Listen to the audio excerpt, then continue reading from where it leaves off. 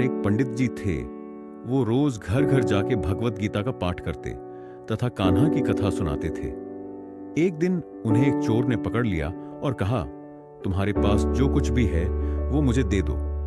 तब वो पंडित जी बोले कि बेटा, मेरे पास तो कुछ भी नहीं है। तुम एक काम करना, मैं यहीं पड़ोस के घर में जाकर भगवत गीता का पाठ करता हूँ।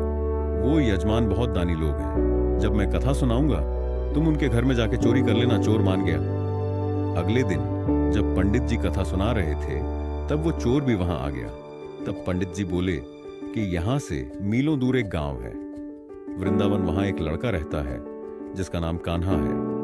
वो हीरे जवाहरातों से लदा रहता है। अगर कोई लूटना चाहता है तो उसको लूटो। वो रोज रात को एक पीपल के पेड़ के नीचे आता है जिसके आसपास बहुत सी झाड़ियां हैं। चोर ने यह सुना और खुशी खुशी अपने घर जाकर अपनी पत्नी से बोला, आज मैं एक कान्हा नाम के बच्चे को लूटने जा रहा हूं, मुझे रास्ते में खाने के लिए कुछ बांध दे। पत्नी ने कुछ सत्तू उसको दे दिया और कहा कि बस यही है। जो भी है, चोर वहां से यह संकल्प लेकर चला कि अब तो मैं उस कान्हा को लूट के ही आऊंगा। रास्ते में कान्हा का नाम लेते हुए अगले दिन शाम को वहां पहुंचा जो जगह उसे पंडित जी ने बताई थी। वहां पहुंचकर सोचा कि अगर मैं यहीं सामने खड़ा हो गया तो बच्चा मुझे देख के भाग जाएगा, तो मेरा यहां आना बेकार हो जाएगा।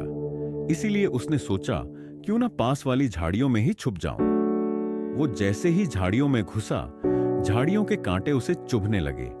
उस समय उसके मुंह से एक ही आवाज आई, कान्हा, कान्हा। उसका शरीर लहूलुहान हो गया, पर मुंह से सिर्फ यही निकला। अपने भक्त की दशा देख के कान्हा जी चल पड़े तो लक्ष्मी जी बोली कि प्रभु कहां चले, वो आपको लूट लेगा।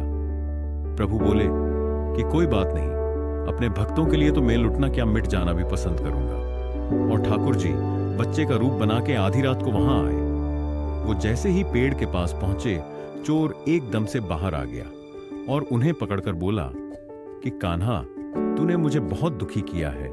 अब ये चाकू देख रहा है ना, चुपचाप अपने सारे गहने मुझे दे दे। कान्हा जी ने हंसते हुए उसे सब कुछ दे दिया।